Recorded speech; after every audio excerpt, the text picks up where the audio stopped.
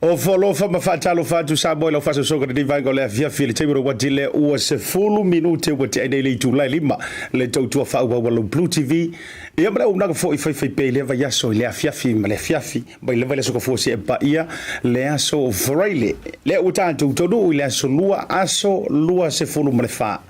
o basino me Bluwave lua se fonu bele lua toi fa talo fatu Samoa lo mai monga malau fa songa fi ta fa fonga le vanga le fifi ia o fa solo fo i na ngoto i fo le la i lona no fonga masani ya matou i ni usile mai se au kilani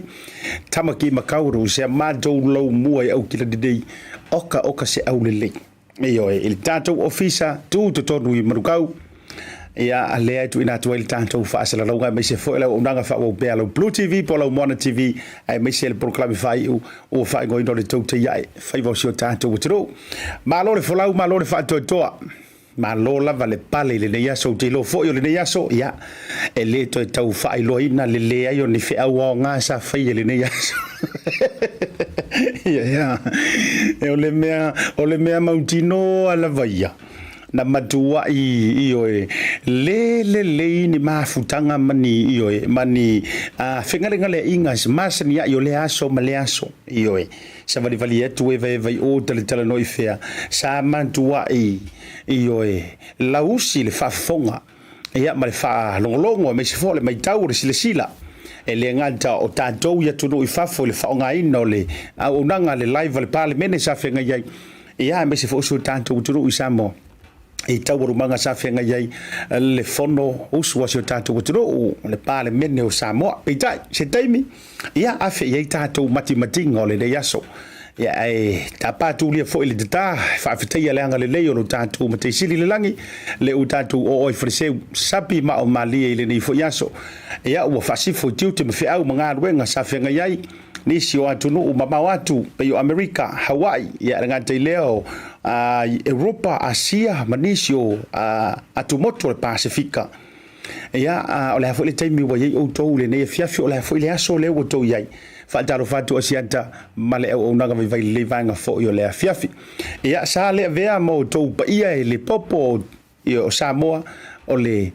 i ai vivia le tau au talaina le ngafatia fo i se fa mtalanga vai au tau mamalu sulu papa mo tau mamalu tutupu no watu fatini o tau sala ia wa uia lango ngaro fia io pe leini tala o le aso pe na maua se mea ai o le aso io pe na maua se tali o se mea sao ta momo o iai pe le io foi la kalou na kau fai io o le tala le tusi pa ia o lou fia ia Yesu po lou fia ia Keriso o lou ma losi la valea i le aso ma le aso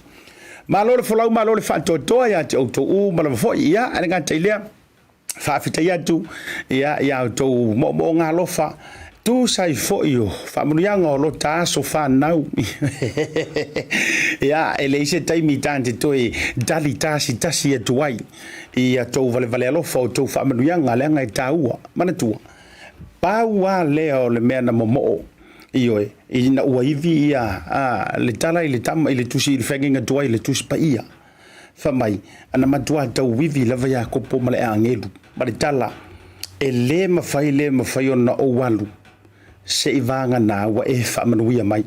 e tau wala fa manuianga ia fa manuianga fa o to pule e ala mai lungo penga ta failangi ia fa manuianga malo faanga ma tulanga fa pena ia ele pa ufua lo tou fa manuia fa tai fo I fa manuianga o le tatalo lava fo ile tua ia to e fa fo ia tu manuia io tu ainga mi se fo io tu malava sa tusi mai e se lo fia o le au nga fo io le meo pega ta failangi e momoli ia tanto lo faanga sa loto io e mo lo faanga sa loto e fuli le iso na tongi e o le afo e taimi sa wai ia italia malanga fia malanga fa momoli tu ma famnianga ia tu malava o le tau tia so fa na fa tasi le yaso fa manuia tu to waso soifua ma so fa nau pai lava fa na witi se io oi ia ila to matu ia fa manuia tu asiata io to waso soifua e le nei fo yaso malo lava le sai malo le fa to ia ai ke le ai nga fa americana le sko inga manto usa va ia mana io fo ia fa li pepa mai to wa io a fa li usi va nga me sera o medica o to le america pe eva after tu mema ma le va nga ia fai fiana to i fo le fa le mai le I lau pepa o to lo faanga ma tu langa fa pena ia me ala vata to titalie ai o le sini ma le tau lunga o me uma o le faftai ile tua ile tu sanga o fo ina ia ma se malo si e to tua ai mo o ele tunu ia ile nei vai nga fo o le soifuanga o tatu ia fatalo fatu tatu wa felunga ia tatu wa wo ma pa anga masani le dei fiafi fatalo fa mo fo fatu teilo se taimi ai to lo fo yo to swafa yo mai se o to o malava yo en fa no fa po ile o po no le to tele ai se tatu wa fe mo to li sa mo ai tatu so upu le o stand by mai ia le to fa ia va ai na forsa sina tanto wa tala noanga e tu sai fo yo nai va inga ile nga telefono ile tai ona lela ia po le foto le vana umatu ai fo fa mo ngale sa fe ngai male fainga malo para tu fo o nei ile tau sanga le na tea le na fa tau uina ile fa tau tonga fo ile lau vivilu wale lo lang e ulai ila tau fo e ula ia ai loto fa fitai ma fa manu ma fa ne ai le ma wala lo na loto mai lo le fa tawina ai o se va inga winga ese fo ia Samoa le na fa tau to ai le va nga fa fai le fa to ile to Samoa taskilo lo fia ngai lo wasfana ola tala monia o lo fia nga pe ia la o le aso ai fa mana to le fa tau tonga ale fast ia o te mana to fo lo wasfana e winga ngano ya uliste ia ai fa vitai wa tupu ai se mea mana yo se tesi tai au fou mo Samoa ai si tato atu mo tanto fa salungu fa pisini sinei yo e tanto wo ma pa anga fo e meso sama ria ngale a foi mai tato konosia ku le stand by mai na pe ia le wo ye mana fo fuanga mo tanto sisi nga fu e fa ilo antu po o ata tu ta longa fai a o fo ta longa ele fai ya ile aso tonu le sisi ile tanto fu pe mai fa salungu fa pisini sinei.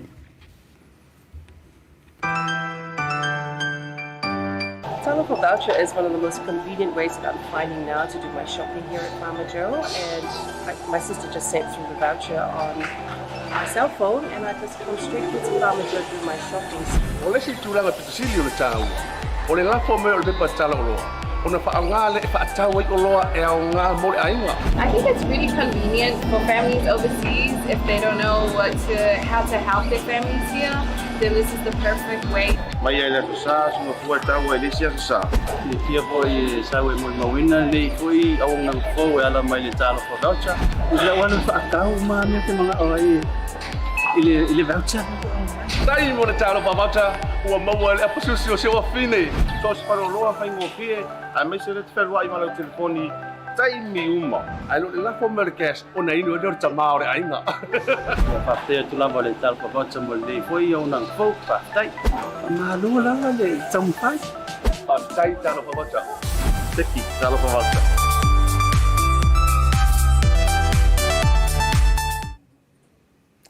O folo fa matoe fa talo fa tu Samoa i le toe tali uma ye fo i le tatou proklame e me se fo le nei no taua le fo uma wele tatou so tainga ma Samoa e le sui fa sala o le tatou BluTV ma le unanga le Bluwave o lo o se tatou tu no Samoa le tofa ia va ai na Folasa ia le fo wa pale mai ia wa fo inisio nei vaenga update mo se tatou tu no me o lo tupu sa tupu o le antupu ia ile nei fo ia so e se fo io le so na fi mari so vanga fa pena o te fifi fa ai lo fa talo fa ma fa fila ia tu ilo to fa va ai ma lo le so fo maua ma lo le fo lau le nei aso o a mai so tatou tu no Samoa. Ia o te whiwhia hoi whātalo whātu I lau tō whānua I Malai, ia lau tō whāsiata, ia me se fōi whāwhonga tātua e le tātou tinu.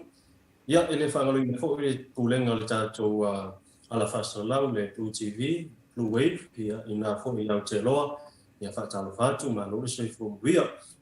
Ia, o lo muia mea uma, ia I mātou tinu po le tātou tofi Samoa nei, I lau fōi o lo tulanga foi leo fedesia inga lava fa politiki ma fainga ko fai o malo ia me se foi ma tai tu o fa ma ia ma nai swing o ia temne ia au le au te lenga lava o lo tau fai ni tusa ia I tatou na nei ma lo fo le tua ai wa mai oi ia ma no ia las fa na o le ho to ma wa tu le ia fa tai I lau to fa va ai oi o wa lu tele lo ma fa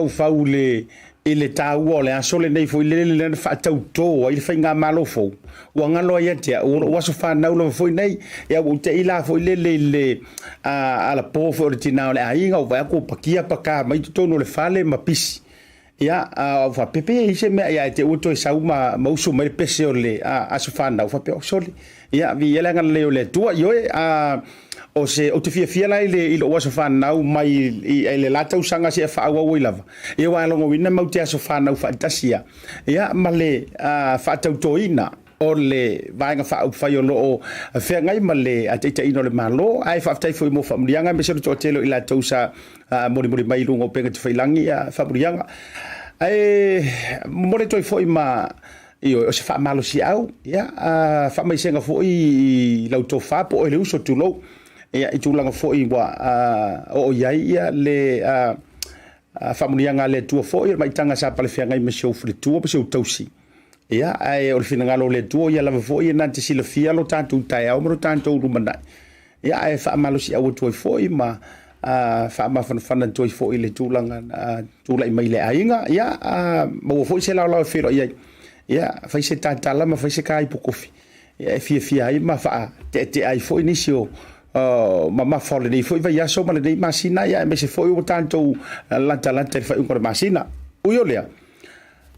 ba vea o la nei le tai au ia le foi na amatalia le o nanga fa afta ia tu le tanto live le nei tai au em foi na amata mai ina ni fa fisili le au ngole sauninga ia te lo fo le o tau sila fia le totele ia o le sa e ia ma le fionga ia misa tatou pulenga I Samoa. Fona I tau tala le mātango fio toi mana tunatunga I le tai au na le la? Ia, vatai lau tō whāsiata, ia o le aso nei, ia so telefoni ni vaenga tālu o lo wha mawina le tālu whaasu pito. Ia, na toi mana tu whonga leo no waso soifua nei, ia tu mai le larolangi whonga lo wha whiwhiango nei la soifua I se Amerika o Paptile. Ia, tu mai le ile tu langa whonga ngā tupu nei la soifua Queen Victoria. ona foi la soi fu le expo le malo Elvis Presley ia le foi la ona foi lo soi fu ona foi le soi fu ia to ia ta si to sa fa to tonga le sa foi fa fu ia le tatu vai fa tu ile tu sa mutas mulia ina le sa to alo ia ma fa ngai nai fa tu tonga na le o tata ia le tatu fa ngalo ile lima ile va ver le so ia le taimi le nasa hamatali ai le fa moi e tau watu ia le masa valinga fo I ma le tingo fo ia misa le pule fo le tatu wa BluTV Samoa ne ia ina malai tia fau ile taimi na ia la wa fa poto mai ia le afia la wa ia le tingo fo le telefon le sunga la unia mani toa ia ma se fo ia le tingo fo fetalai ia manisi suila lango ba fa fai ia mula ina leo le tonu le to pa bia tonu fo le sa be mo ma no Samoa e fionga le tama ainga tu ia tu ko tama se efi ia ma se fo I onisi suisi nia fa pena fo I li tama tai lo ia le fo sa fe ngai ma le fo tau fa ngata ia I le tau ina le fa moi ia e pe latane le semio le afo le ma wa mata ia vivinga ko se worship ia le fo sa mata mea ai le fionga le telefono le sunga le launi o pesenga ia fa te o vi ai le tua o lia le ia se fo ia ma se fo ia le fa mo sa to faina ia ona fa solo le o por kalame ia ma wa mata lo ia sa vea ia le fionga I le fonga fitalai le Maota le sunga le pali li o te uspao ia o ia le sa vea ma te tai o sauninga na te o molia se upu se fanga I au ia e faaftai ai le le o le tua o tini tau mai le fa mo le ma le fanga malanga ba nga fa fai ia I le ulua I tau sanga nei ia sa fa mawina I le tala fa so pito ia a to te pafo I le tulanga sai ai le fo iaso ele ngata se aso taua le I le tulanga I le fanga se tulanga fo le ai mo I fanga fai ma lo le fa tautonga sa fai la fa fo fono I tono spa ai o se tulanga fo I mo fa mawina le tala fa so pito le fili ai ma le to fia I se wa I tama ta I Samoa e ma pale ia na te ia le ma lo le tunu le ma lo Samoa ia sa ma te wina ia le lo fia tu le tele ia o la to molinga ia o tulanga o la to moli fo ile ina ia ave pea le tulanga fa taua I le sauninga lo tu sa fa tau ina ile so ia peta ina uma sauninga lo ia ai to mai lo mo wanga o ti muma ia sa mo wina ia yo ti munga o ni wanga o fa manu yanga ia na le mfai le na fa wa u proclamen nei fa fo luma ne o Maota le manu Maota fo no Samu ono tulanga le sai wa ia ona mai le finga lo te telefono sunga la ia tau ona fa se atu I tua Maota I bainga le masani ona fai ai tanga sua ia suia fai pula le Maota pe mai ia se ba lo longa pe fe se ma lo longa ani fono le parlamento ona la le sa ia ma fa o lo le sauninga ia ma fai lo ia le la unga fa pito le aso le sa saunia e le fionga sa fa pito te tai parmia ia ma sa toe te pa tua ma toe tala ia le tulanga ia le fainga malanga ba fa fai le fast o se sauninga matango fi mai fa mawina fo I tala fa so pito le sauninga ia peona ia le tai au e tele lava fainga e fia tala ia le tulanga tau te lo fu na wa sila mai mola tu o I le tatu sauninga na o lo ia le tatu wa fa sala no tu sa tatu live stream le sa fa tino ina le tai au a fai mo sa va no fai la von te asia se le man lo te la tu ia mai mo ai la mataina ma fa na solo na sauninga lo lungo le tatu wa la ta le o BluTV ia ai lau fiong a lau tofa Asiata ia e se foi ngona I le tai au le ele tulanga sai ai ia pe o se tulanga fo le se matati ane ia na fa tuina le vai fa fai ia ole se atu le se mata o vai na silia le tau on toita o ele toita pa mi ai lana launga na solo ia wa ole tau fai mate la le totele o se fainga mua le ia I fainga po fai malo pe o ta o se fano ke tai na toi fa manino to mata pa mi o le ua I pa le mene la va Samoa fa tau toi fa fo mo te fo ele fa te toi ne tono Maota fo o lona winga la o le uai ne tulanga fo le palmene Samoa le sa yeli na va al te mina tulai ia lona tua le la o mai lona tai ia o le o fa alua ina i le vaenga i tala faso pito Samoa ia ai o nisi vaenga lau to fa Asiata ia i le tulanga o lo ia inga o tupu i tatu tunu vai ajele me ia sela va mata upulea na ona se fa fisilia le tulanga fa tai fo il tanto report ia me se fo le lo fa sala longa tu sa wa pe o le tanto o unanga le sa na o lanto la va tu in sa mai ia le fa mo ai o le fa fisilina na tatala le va no mo ni so le tu pe na ia fo inisi na o lanto si le fia ma wa ia tu ia mo wina le fa mo le tai on le la vale esa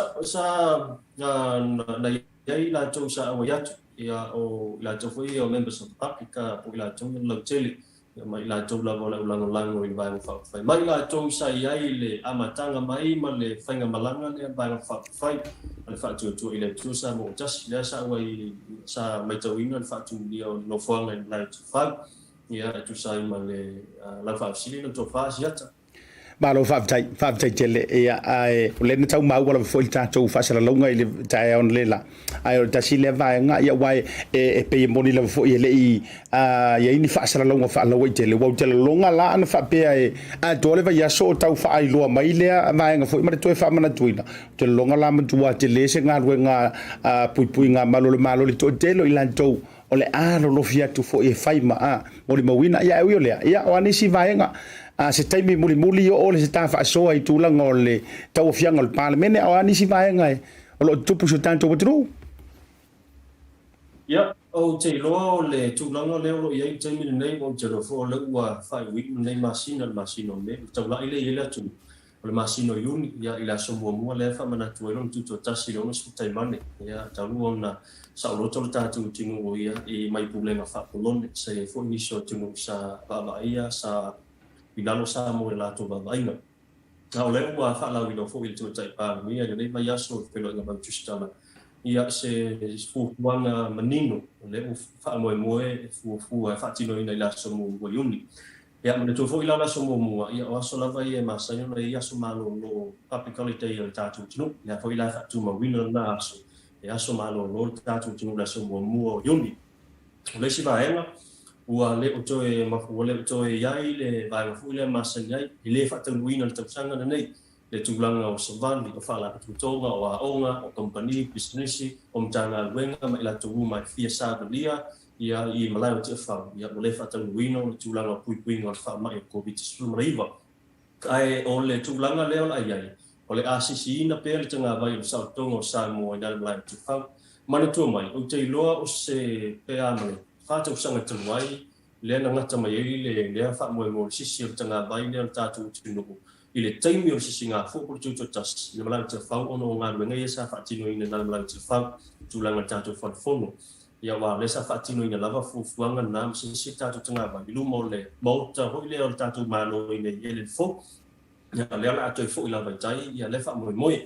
ia ma ila to le ola wai fo i le fa mo le sisi no tanga vai ia e fa ta pula ina rono bi na ila to o le aval aulia la to o le aval aulia i le fa mo ia on o ai inga tu lango no ia tatu polo inga mo fa ia o le mate tu o fa mai o COVID-19 mo le o ia na vaenga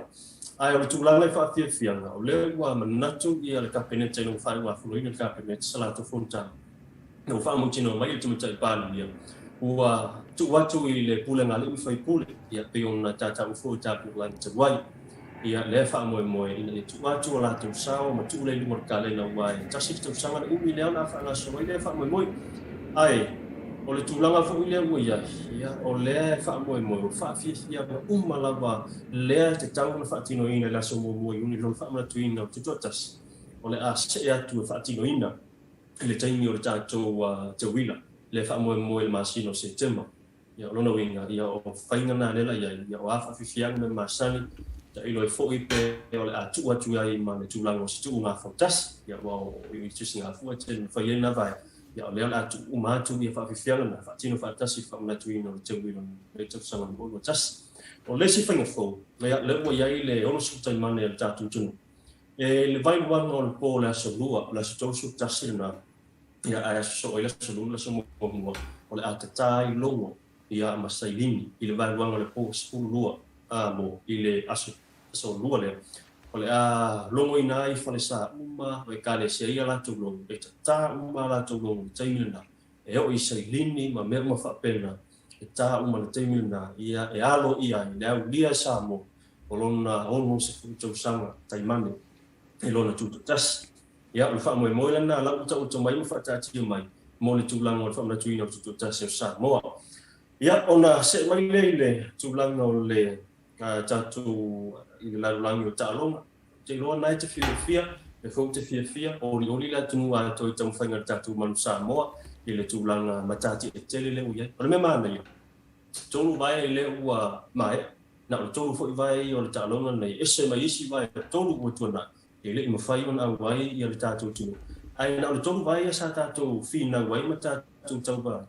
A lea ua iai lona le te leo le improvement. Le winga fa mtalano le rankings ya mai le tulanga mo lalo le sa ya sa se mal school lima mai school lima le ota tu le top 10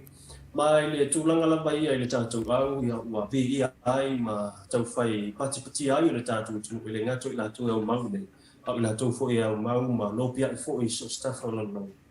tau mo fainga le manusa mo ya na wa tatu I do fo e silfia ya le tulanga sa ya fa ungo le tatu manusa mo ya ma le tulanga na le ua whakawhiwhi le tātou tino. Mai ale vai le nai whalani, tulanga whae le tātou au manu Samoa, ia I le au te lenga la vai, au lau te lenga la vai ina ua mai ani so vai. Ia ma so vai tolu I sa tātou ta alo, tulanga spulu I tātou, man tulanga spulu lima sa tātou iai. Ia e mule atu I fo I whaamalo, ia e pulenga, me se fo I le whiunga au ia tele, ia ma la tu management, ia tu sai fo I ma, le fo I ma tātou tele. Ia ua o iai, ia so tātou. Tino, tātou o mai le tūlanga o le, no te mana te fo o stasile o tātou li poti tāua, ma se li poti, tono se li poti umuli fo I lea mo le neitu. O le tūlanga o le ua, te lona sa whaafonga le tātou fono le parlemene, o te lo stay o luma tātou talo I le vai. O le sa, vaso nei sa tau au ina I e komiti, I le tūlanga fo le li poti le parlemene, le sa su ina, tātou fo I lea na o mai na langa I le lo I sili. Ya ese la mta upule ese mta upule le tala no te ni le mta upule o mta upu fu le tu la fono le o swafa te le no no se fu ile mar tu la fono le te o le fa vai no fa no se fu o le ala o fo ringa mai na fautu ai na el committee le su ina mta upule nei ia ile toi fa ale ona ina dispose pe toi fa solo mun le tu la no le o le tulanga le tula fono te le pe ono ta o fu so fa mal fa vai o le ala wa tu fo tuanga le al committee lo so ina ta o pune e ao ile palmene ma ila tolo fai ton ona moria ila to sa fa pena on fai swing nei e au no ma le tulanga o lo ai le fa vai le al ta to just stop ia le tula fono just to ia lo tono fa vai ma lu Samoa kata to constitution ia ma la to ia a fia le vai ngale ia a fia I ma prestene le o fa sino mo fono so fa le sa ave ma fa le tu le fono na fu pai temia o tam fa yen ta pule a fia ma le a pule I a tilo pat o le foto ngale lo mai nei le committee fa parlemene na ia mai amana tu ia le tulanga pe ona ia e tele lava ia nisio vai ngo le sa a fa le lava se tai mi ta se mi mo ia la ta mo fai e la wina tu ia la fo le poti le ia e pu lava ia le sa fa pena na ta mi maina ia el committee le wa mo fai ona ia kopia ma o le la ia la kopia ia a fa le lava sta tai ia vai mula fa o mana ia le tulanga ia le ai fa sauta wa o le mo le taimi ono le wa o ia le vai ngo lo sau no nga po lo reporti I ta update ia mo le no se sau mana fo fa fo mo le tunu ile vai ngo le fa unga le na ile komitse su ia tai ole fotuanga le komiti le wa mo wena fo le BluTV ia le copy Fautuanga le committee mai faita wina fa penei o mauti no ma tali ton wina committee su ele nei le solia ila tona faia nei swinga I lo lato lava sui o tu la fono al parlemene ma malu Samoa e au no ma le wi o tu la fono tu mau tasi stop ma ua tangi ai le matua solia le vaenga iwa pui limo le tula fono le tula inga malominga whaasaranau o tula fono le tausanga lua afe malvang pa tasi eima le tula fono tu mau tasi valuono pui i o lea e fautu ai nai palemene na ia whaase atu le nei mta upu le ofisa o le loia sili ma le matanga luenga o leo moni yanga tala whenga i whaasoli tula fono mo i lato uma o afia le nei mta upu o le taunu unga fo yo se la committee fa to fo to ina se fainga fo mo le fa ma sia yo sia ina mai ai ala le tu la fono ko se vetting process ile mai ai una pasia le parlamento o le fainga fo o le a wa ye official lo yesili nga lu so ta au ma official o le failo tu le fono au ile fa tinonga o le sia ke muli o le tu ina tu fa moninga la ma lo o le tawo fianga le parlamento wai na fata ati ai le tai fono o le committee la fiona le sui fono fitalai le lipoti pe tai e le o ilo si tai mi o le asa au si ai sa uanga a sui si fono le lipoti ma fa ma tu ai si fa uno mo huli o sui le committee sui fa pito al parlamento sa fengai ma sa ni o lipoti no maea ala to sa ilinga o le tai fono o li pola fiona lo au so ma lo ki ne sio o le sui tai fono ma le sui o le committee o le to fai atu ona si leuta a fionga ala isa mo e whaawogo se pulona e o la fionga a whalama vainga te timai atafua lau mati a manu Matthew Ring Popesau ia male tō whai a siwa muli a Fasitoma ia o le tusina kopina le oma wale tātou BluTV le tusa le mata upule ia le tōti tau ina tūla fono o le whamsinunga le o whanua suafa ia whatasi te male tūla fono le a male tōti tau ina le whaavai o ia o le tulanga na ia nei le poti la tamai ia i le nei foi aso lua lau to Asiata ba lo fa tai vai mo le tari poti e le nei foi le taimi o le ata kolosi i nei tanto fa pitoa be se foi o tanto fa salongo fa business e a foi mai ia ona fa leo le tari poti e me se for fa la utelenga ia ma o tuai inisio matimatinga a wale tau fianga le parlamento lo fa o pea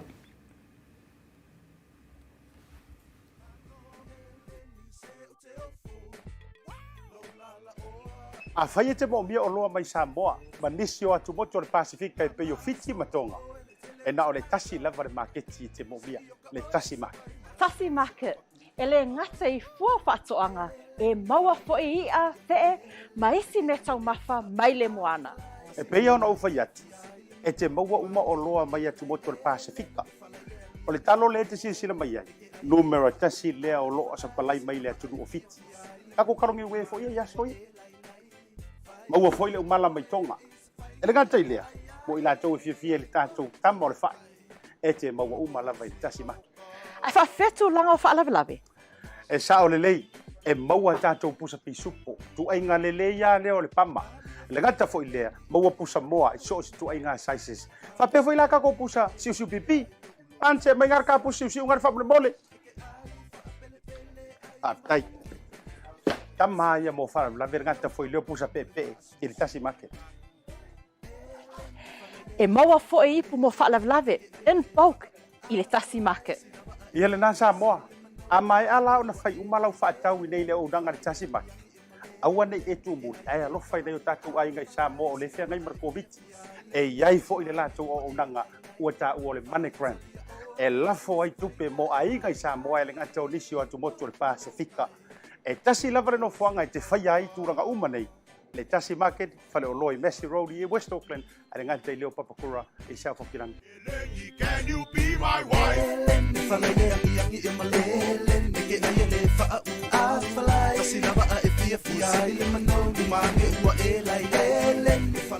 Ia to e o folo fa ma fa talo fa tu ma fa fira ia tu le to te liu mai ia le tanto proclame i la mai ai le tanto a so tainga ia fa malunu wa tu Samoa ono le to e le motsia yo ma tu wa so tainga ma le to fa ia va ai o le sunga ia o le to fa va ai o le suino le tanto BluTV le a o le tanto ofisa o tu i Samoa ia ai mana tu foi ia o le a se iba sai le tanto programe o le si vaenga na o foi le nei fiafi ia o le tulanga lava lena ta auto mai ai ia le fono usu o le palemene i le taiaona le la o te fia failo antu Samoa o le o fatasi mai i lunga le manto peno le nei vaenga o le fiafi ia la fa mo tuia ia le tu pa malosi o tamaitai o le sunga le tamaitai fo mai ia le sunga Christina la ai lea e mafuta mai la lo ile pitonu tau malulu fo ile o le ayo keriso Christchurch King of the Crusaders ia ai o il tanto studio te fia fo e failo atu o lea ua tafane o le vitalinga tu mo vitalai to fai le moenga vitalinga vai malo yo ia o se fianga fo o no o le a mia le to fa maliutanga ia matato professor i tulanga fo isa ye tau lumanga ale Maota fono ile tai on le lasi pa ia mele fiafi mo fatalo fatu ila usunga tamaitai fo mai Christina Dr. Lala ai lungol proclame ate o folo fatu mo le ngang fa lo ni vai ngale fiafi ila usunga ai masele to fai alun moenga malo le langi mama lo se fo manuia malo la vale tau ata I fi au manga luenga tiutim fai ba fianga ile ne ya so fa pe fo ile fa salo fa tu ile mama lo le tunu o fai na ma mai fa salo ngale ne ya fi malo la vale se fo manuia ya fatalo fatu ila u talainga le unu moenga fenga ta o lo to e pasi mai ya o le langi ma feku ya ai o atu le au angedu enga tale tu mo vitalai ya ta o fo I malai o le toto ya o e te pui e tama wale maruma le mamemo la falento ese tu longa le ainga sa tuala le ainga fala langi ma to tu sa vali lu va andi sa le ali ma lo le fo langi ma so fo mo ngi la ko fa le vai malai ya fa per fo le kausala ngi fiafi ia sa moi lau fa fonka po mai fe lava le makava o mal piko fongu o e sina mai moma ia fa kalo fa ku nga fa lol o pa ia foi mo muli o ma fa lu pero ka ko ku I kama mo la ko ainga makama ia ka nga foi ko uli mo ko singo sa mo le songa ia ku mo pule ia la ko foi le au la maka fa kalo fa ku ma nga fa lol ngi fiafi ia kalo fa ko fa vai malai se vo mo ia e ke lo o ko se ngo fa be u lu songa tamai tai fo mai e mo ele ke mai ile motafono o ko va ai ko ai ka alanga o no alanga te tau e te au le ia tu tangata no I kua ko I mele isi o a fa pe o isa mo o le fa kasi ka fa kasi ke mo singa fu sa mo va pure ka ko va kasi mal tau sala ngi via file io ia ai ta tau tele io tau te tala no ma matile tu langa wa ta otto mai nei wa leva na mo miti ia maloloma e be ia wa fo ile tuli matanga wina Samoa o le mata upu sa ta otto ia I tau manga le fono Christina lo sunga te fo mai o ha mai le tau la lona te ua ma me iloa ai o yese me e fia ka ua mai la lo I ka penga o mai tanto I ka skeke Ole lo fala vale tu Emmanuel nei vai ngole nei atunu wa sa fu malulu ia wa amata fo ona ma sanien malulu tau ai lo patu mawina pele le tulanga fo ile o le tau fai ngal matu au la kapila lo nei ai wa la kapila wal me fo ile ia el kausala sa un lengi konga ma ia io war kai ni mule ma sko si ngol ia kilangi ko si sila maile le plu wala wa ka ai o vai atu le sei o le tau sala la fonga tilo mai ai o tau to manan tu ai le pu fo ile yanga no ale ana tau mo o ile ta mo no mai fele ya li man e fia ka winga se sei mai nai le pu ali le mo yo mo ko fo le pu ku pe fo le yo I fale alu po lungo ia po fea lui foi le vai kai le samila ngonga le mongongo le po pe le lunga samila uma le po ka usala ngia fia nga mama lo ka le ske le ngonga inga ya kilangi le mongongo le sala Asiata mo nga ole po mbuli foi le ole ko fai lo sei c'est pas kiu vanga ya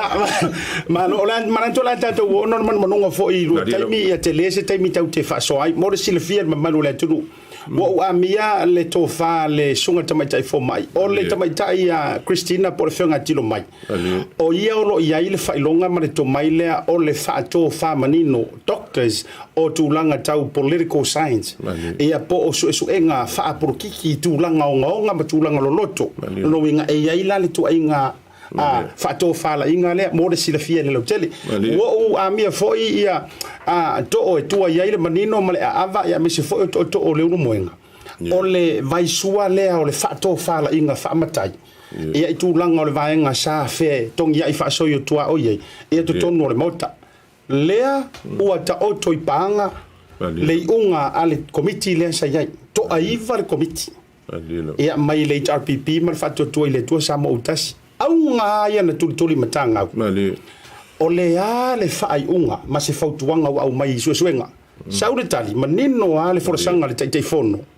le fionga ia valasi ta fito tono man o ua soli tu la fono o soli tu la fono o so ai lo leo fe la foinga a le rumenga o le asa o mai tau fa le matai Samoa i fe la foinga o le a tonu fo ile tūlanga sa ia iso mo nga ma se no ta inga e te tau ona li lifa ia ile fitong ia inga o le nei fia mai se afina ngalo mai le tu le o tau salaina tu lo o le o pasia ole vaenga lu tau tulia e pe ia si sa ke ele ulunga ia ai fo ini si sa i malai filongia sa ese sa o latu talia ai na tangi mai le nganga o le ngani e fa na fa li so fina fa kai va ko foi le sa ngol ka usala le fiafi ringia fiafi masala ole kele o kanga kalango lango foi e vaenga sa kele ngali fainga luenga lingi yaso ia foi fainga luenga maka lunga kai la ve ka vale lunga le fa mo ngi yaso au ki fa ku sa inga ngi yaso la ko fa va i malai ia le ngo ai pu foi ia o kele ka uselua la ko fa va i malai kau kala so le ngo ai pu asiaka kai o i kongwa le sa ka oko ia ko fa pa le mia male la kilo ia ile ko fa pa le mia mer ka pengeka ale lengei fa ngo fia ka au ma fu ngo fa ngo fia ka au o sa le lengei la ngai kau kala so le ngo ai por ka malo sa va kau kala ngai mo ka au ele se kia fo le malu or kai au ko fa pa le mia or ko fa o leva mo manga ko pe so fa ka malo au mali io pe le ala le kilo ngi ele fa ngo fia ele ko fa ale fionga mai kai pa le mia ma le fa nga malo wa e fo inka ko mai kau mo ka fongo ila fo ku i fe la fo inga ia sa kele fo ia sui sa manga ia fa longo io sa sui sa i ke man ko fo ie or kalifile mu e se le ika po le alo ko ka mai o si le malu ngau ale loko la ka fa longo sa ngau ngi sui ma ku ole o le vanga pui ia ka o malo ia ai foi ngisi wa ia pe ka fa ka ke ia le nga ma wa sa nga ka kai fongo o le fai ka ngalu wa ku le ku ngai ai ka ngalu wa ku le ka polale ka fa mo ile ku e lo fin ngalo musu mai ia fa ka ile wa me mo le wa me ia ka ilo finga ngalo le fionga le kausala le fiafi ma lo fa o so le ruenga fa la ua fa manatu e mai so le fa utanga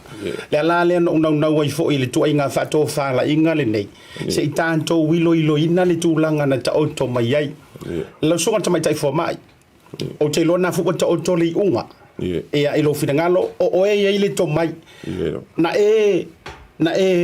mai tawina o le anta lea li lifa ia le su enga ma sa ililinga o le tuainga tali lea na i lo lava a to mai ma le tūlanga o lo ia te oe o le tuainga tali lea na expecting ai tanto e tau nu ia li sa ililinga whamulmule asiata e a foi o le atono tūlanga tonu lava na ia te au ia fai ingo nei aso e pe ona fitala ilun bring ele stulanga fango fi mai le fango fi fo i le committee staff fo i na tulanga le pe ya tono le ole atunga lunga na yai ole tulanga fo ile a fa pe fa sa one ele to e tulanga fo se time fo ile e ono to tupo ai ile lumana ol fanu no nga lava ia te ole fa ungan ne ona o se tulanga sa le tsau ona tupo sa le tsa ona tupu ona a tu foi a se sila foi le tunu ia i sui mamalu le Maota sa wa fasalaina o ni sui foi a wa levana tautua ile isi tata wa tunu o wa levana ye tsonu fayo malo sa yai lai ilo manatu ona ole te leo le experience ma te leo le time sa yai sa ilo manatu sa le te tau e ona tupu ni tulanga whapea pe tai ia wa masale pu vai wa o me wa tupu ia ole fai unga la le afia i le aso nei o se tulanga e a tono le a fai ma fale a onga fo ilea mo le anga i luma o se tato malo ai mai se lava la i le fai ngā malo fo ale fatu tu le to Samoa wa tasi o tu la mai ina ia awan he to ke se no fo le to tu po tu langa fa pia o ai pe fo ona lu se le film se le fia tu nu o tu langa ta o lo fo i tono le o le palemene e ana fai ina ia fatu mawina pele le mawalunga malva ai mawalunga al mamalu le tu ia te ila to o to fia e ala i tu langa palota e ave masui filia o tu malota tasi te le la le fai e al mamalu le tu o lo ave sui te tasi mai e te tau fo ila e pe fo ila vai so se fenga luenga fale fenga luenga e ai lava tu la fono e te tau no sa ia e tu langa fa pe ene ia mafai ona pui ai ma fa ma siti ai pe ma lunga ole tu langa Maota fono a Samoa ma lo fa vitai se tai mi o to ai vai ngolo so no nga lo so tai fo ma to fi te tau to se fa silio to fo ile se fa utanga lu mwenga e ye upuna manino na nei I folasanga nisi o ila to ai wota wale le afionga ya le ana Ronnie Posini na ye vai ngola na sau nonga na ye ta wai vai nga nei te fi fa siri so finangalo lo fionga tai fo mai na ye ta wai fa pe o me nei la walunga I tolu e te tau na vai e jutono le Maota o le fa kerisiano anganu male tu la fono saulo malana saunoanga o fa mai wa matua le ola se fa kerisiango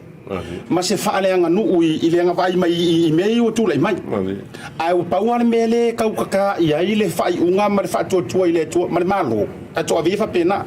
pauana mele kau kaka ia nga or kula fongo now o ta paso finanga mai le toru lea o fea o mea nei e toru la he te tau ona uma mai se mea e te tau ona e te tau ona lau walunga lona tau sia ina o lea so fina ngā se fain talo sili asiata amaru lo ianga o vevela mea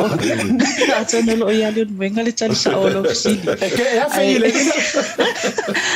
e a foi o se tulanga tau tele ma atono se so e sa no tono la vai nga foi le na Samoa lava wa fa maundi ai o lo te tono fa vai e pule I tulanga tau fa te mokarasi o le fa kerisiano malona tuma nga no fa Samoa a faila o sa no fa pia ia I se tasi sui e ai te lera na ia tau e a foi sa no fa pile tulanga ai ia tia o ia ona ele ai lava se time I foi lea o mafaiona fofola I se fala o vaenga I tolu o le fa kerisiano o le fa temokarasi ma le anga nu ele ai lava se time fofola I se fala foi lea ina e mafaiona taltala noa ma foi ma fe fa so a I tulanga o me I tolu pe fa fe fea ona fe so ta pe fa fea ona fa I po vaenga I tolu ele I mo lava se time ai a tato tu se vaenga o vaenga I tolu e iai lava tu langa e te saona iai ma e iai lava ia avanoa e mauai ian e afa PCC e te saona ona whaasao a tatou silasila ile tu langa o le whakerisiano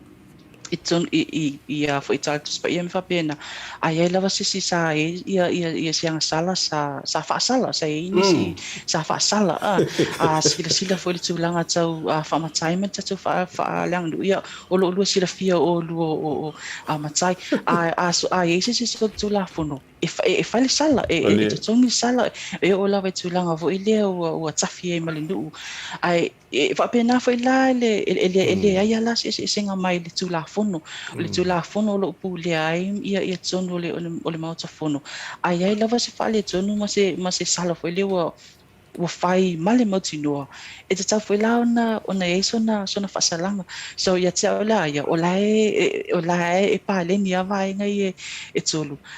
e mantuo le mo e lo ia le fa kersiano male anga lu ai o le fa amalu o lo mafai ona maua le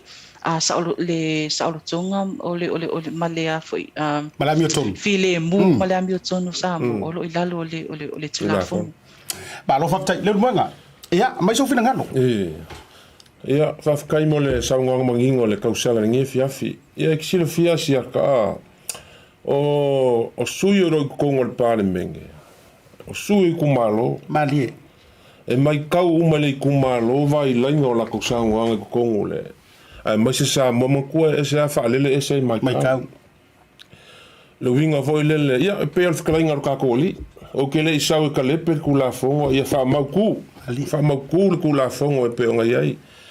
o le anga ngu foi mal fa sa mo e pu lo le ia konga mangalo lo ar kilo ninge ia so pe nga fa ia or kanga ka pu lo ia konga le se leo mali o lo ale fua le se leo langa e nga o so le nga wolofa manaya o nga o so le nga wolofa pe lo pu fole le kilo aku fole ar kilo ninge ia so la ka mai kau ia ele se nga wolofa nga maka u me nga mo fa nga malo ninge ia so e isi upu manga u fa longo fa nga ele isi vaenga wa u ka o le amakanga o le muanga nga le e fuor ka le kea e fuor ka le kea fa ko a o le ka ai le au se kai le ele ke au le ka le lua ele la ko le kea o le la fuor ka le kea o ma fu nga au ka o le a fuor fa salanga ia ele fuor le fa salanga ele me o soli ia a ngu ka ko ia le ma sangi on ka ko a mai finga ngalo mo sa ngwa finga malo po le kupu po le fai au po ai por kula fongo aka ko sabre e lima ka inga ai le sa ngu kula fo e fa pe ngu kula fo malo faftai lo finangalo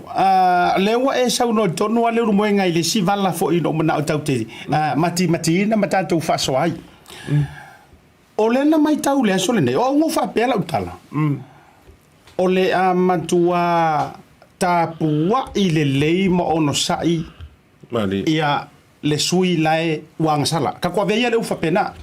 tapua ile lei ia matatalo le o ile tua fa mole au maia lau fa manga longa pa maia se to fa le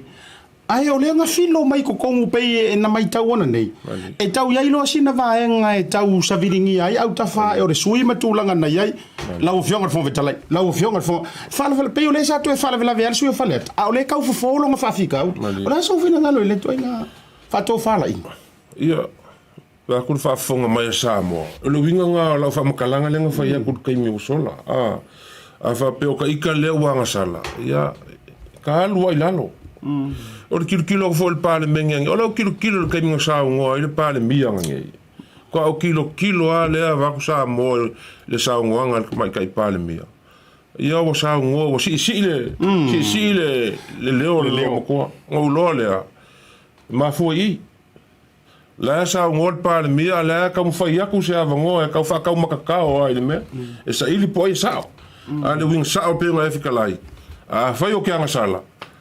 wa lo malo loa upu mongi la malo loa ma fa longo isi upu ia sa ngo ai le sa ngol pa mi o le sa ngo aku alo fangia ye se ai mo wa yo si u kadinga se va ku le musu ngai mo wala wala ola mai ki o ko fo ola ka la fa winga le musu ele o se musu fo ile astanga mali o le musu a kama mali ole mon ko mulungu o le malai o le filinga afa sambo ki fa mali o le malai ki fa na fa ki ai o ka ko ma sa il koko o le winga la fa long ko fo le sa ngwa al palmia o le sa ngo fo le sa ngo aku le si ku ya lo fangi ya faise ai o venga malo ai mo wa yo si u kalinga se ma ku le fa ya ku musu le sa o la fa winga o le ku musu mai ya ku ko fa mai o esa polonga ka mo fenga ka malo ya pio ya fa ka o se la fo man ya fa tai a le ngwenga lo fa to fa la inga o le si va nga o te tau fia fa afsili se fina ngalo le tabaitai foma fa mata ana sau le fai unga pe faise fai unga e ese mai ile fai unga le wata oto ile taimile nei ia ka ko luia la fai aku anga sa ngese fai unga fa pe fa mangalo ia ka kuanga ma o lua ko fai nga me urua ma kukua ai fa mangalo ko usu ka ku fongo las fo o le a se tu ai nga anta o le luma na i o le la tatu tala no ai nei o le a se tu ai nga fa anta mai o le luma na i le la tatu ai nei e to ai ni mamalu nei mea tatu te to fa tu ina le pa le mene ni tulanga o vaenga fa pe nei la so fina nga Asiata o le tulanga tonu lawana o le fai unga le nei aso. Ana fa ape alu i le tulanga le esa noa e fa ape e fa maangalo. Asiata ma le rumenga o te tatino atu e le to iaila se fatu tuanga o tangata nu o Samoa i tulanga o le i tonu o le palimene. O le atono le tulanga leina i le fai unga le nei aso. Ai o se tulanga fo ilia e mawhai fo i ona whai malu i tau. I tu malo ie e a fo ilia ia sui usfono le sa mawai whai unga le nei aso. O le winga o tala e whai malu i tau. E toe liu le tofa be fa amata o tu ai ngā sui ia. O lato mana au e avea ma lato sui filifilia. E to tonu o le Maota fono Samoa pe o nena saunoa manino ia leftalanga ia le moenga i tūlanga o le tofa o le afo i le Maota e whaale le tofa ma sa ai ia le tofa le atunu. Ai a whailau o tu ai ngā tulo a tu ai ngā mionga ia e o lo whai tono le palemene. O whaamata o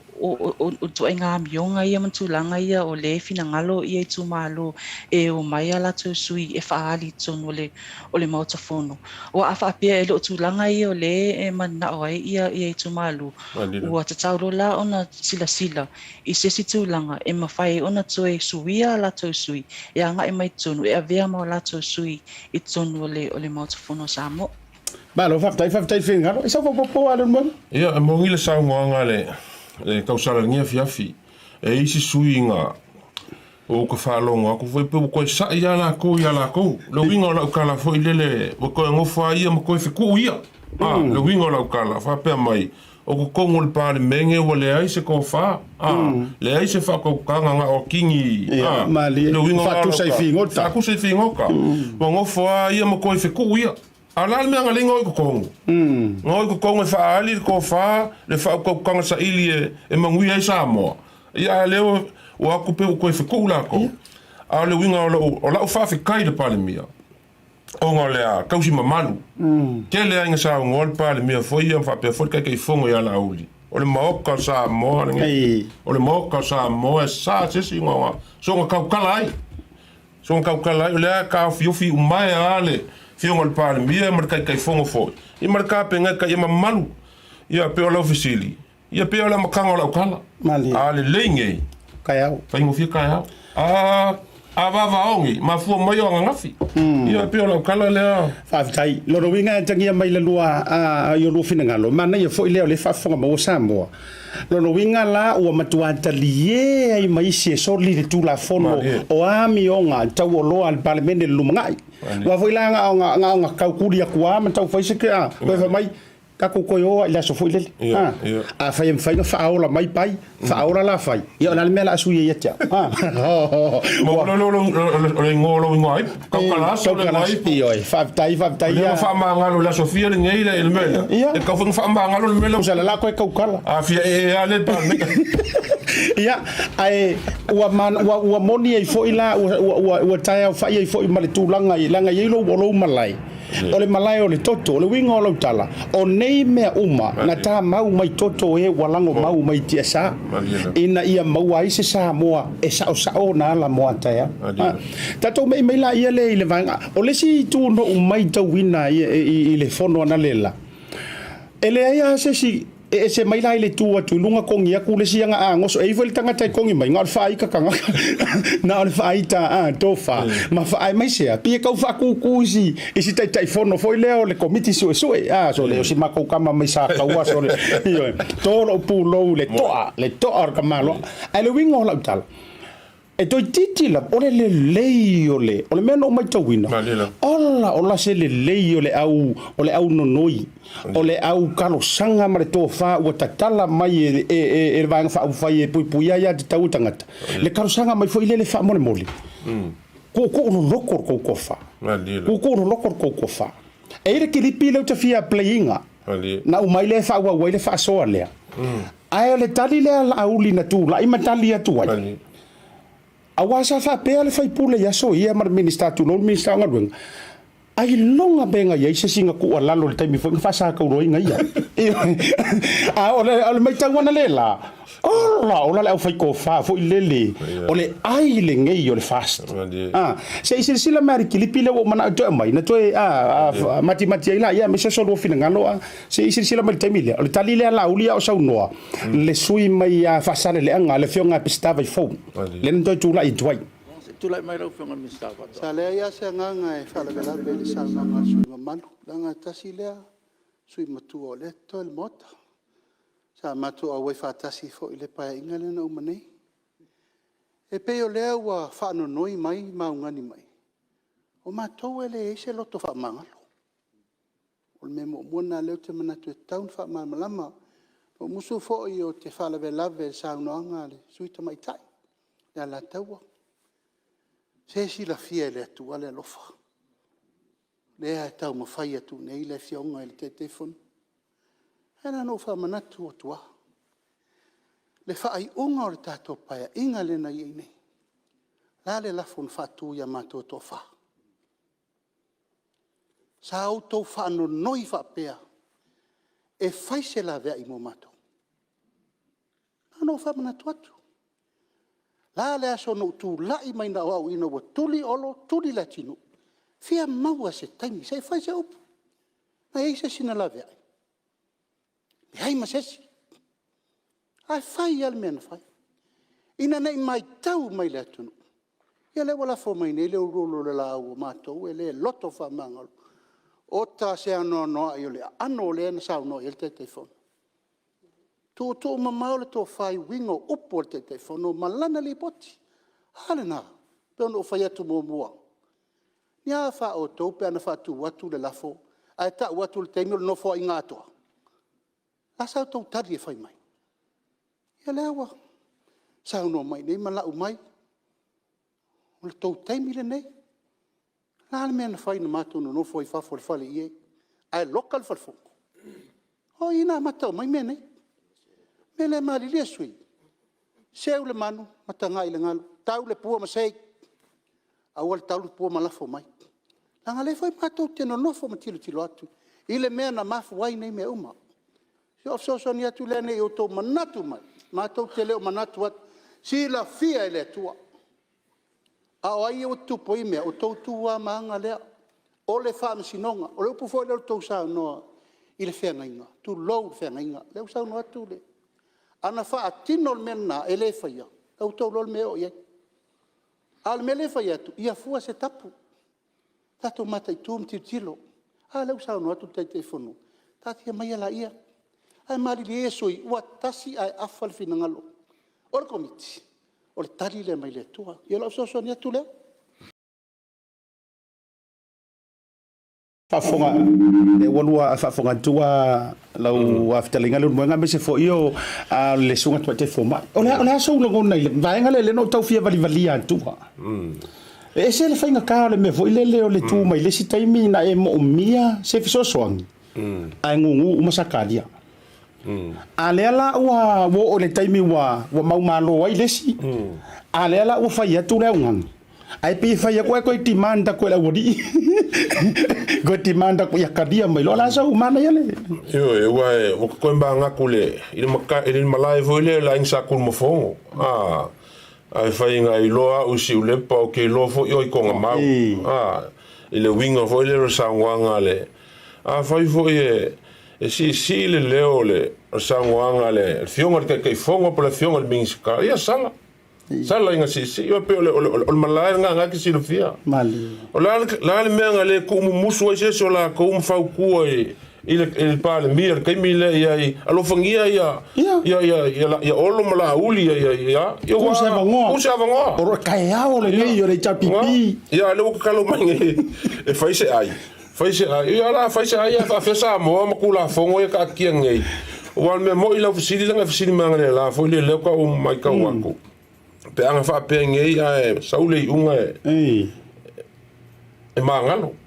ele se me fai ai ia le sa ngole le afo le kausala le fiafi ele ko mamalu se pale menge a fia le ko ngole mo ka fongo va ku fa fonga anga sa mo lo winga ko fia ku fale pe o melang sa ngo e lua fa ngoi ka dia ko ngol palme lo winga fia sa wale ka fa la fa le fongo uso sa mo sa wole ko ia se mamalu al menga ko el upulo ngai le palme mal ka pengeka o ngol kausu mamalu mal ka fiofi mamau mal ka fiofi mai ole unga o al me moi pe ngo fa ya ku ke mo sola ka ilo le au lango sa ngofo mai le ki o maka ilungo le aso ngai ke le lo pe ko lango se si pe la fa pe e saul fa unga e fa pe ko le mai malo fa tai lo sunga tai fo mai ai so fo fina ngalo wa te lo fina tau mau mai le sau no ngale ai me se le fa unga o le wa tangia mata o to mai ai ia te o la vai ai le tulanga o le fautuanga ai me se mo ila to tau foli ia ile porkiki matulanga fa pena o le a se fautuanga le leye mafai ona ave ina ia to eta pena le leye ila to ai mai se ale tulanga le o le ai inga le tula fono ia a tausia ai mai se fo yo le anga no umal fa kirisiano lo fionga to tai fo mai Asiata ole atano se vainga taua na ia foi e tauna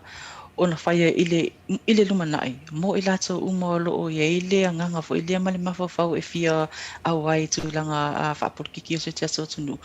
ole tulanga mo lava ia iso na lama anga i tula fono ile fa vai o sa mbo wai pe mo ilava isi tula fono au tula fono uma lava na ma e fa vai uma mai lava ile fa vai o sa mo fa vai o malo tu to tasi o sa mo ai la se lama anga fo ile la utele i tulanga o lo tu sie tono le fa vai o sa mo ole a ma fai ona tau so inai e tulanga e nate expect pe a south zone ole Maota fono wa pe ona tau mo e so se vainga lava tate yai wa onga o tulanga o falfenga luenga me fa pena e yai lava ona tula fono ina ia fai mata iala i to ainga a mio e tsawana e a mio ai me fa pena ele ia las ese singa matsono ole a foi ole palemene a Samoa ai o toi o ma ua atu le saunoanga la auli le so o se tūlanga fo ile a wha apea e tue tipa i tu ana wha apea o le HRPP le tūla i mai le foe te mine le whainga malo e asiata minu mwenga o te tau atu e le ai se whailonga fisili fo ile ma se manatu fo ile fa do fe sasio se fai unga ale HRPP fai o le a lava le a fo le tu ala lo atu e alu ale la tu fai unga ia o le winga la o fam salanga fo ile o peo ile fo la atama fai ni si asiata so me se fa sa e manipulate fo ile ia tu langa o e fa li winai e fa se nai io e fa se nai ile tu langa ta o le tatu anga nu ma tu langa ta o le fa kersian le fo la mana o le liu ma manipulate fo ile ina ia mawa ile mele le mana o la to ai o te tino to na fa pe o le HRPP le tu la ile fo o tu langa fa pe ile ai la se fa lo ve sa si pe fa pe lingia foi ele e fai ala la to fai unga ile meu wa yai Faftai e mana ia le vaenga o le wa mai ele sunga tama tai fo mai al ta ua fo ia o le tau fisile toi fo ia le un moenga ele fisili la vale le o mani no finga ngalo ana fa apea nei o le atale na tupu nei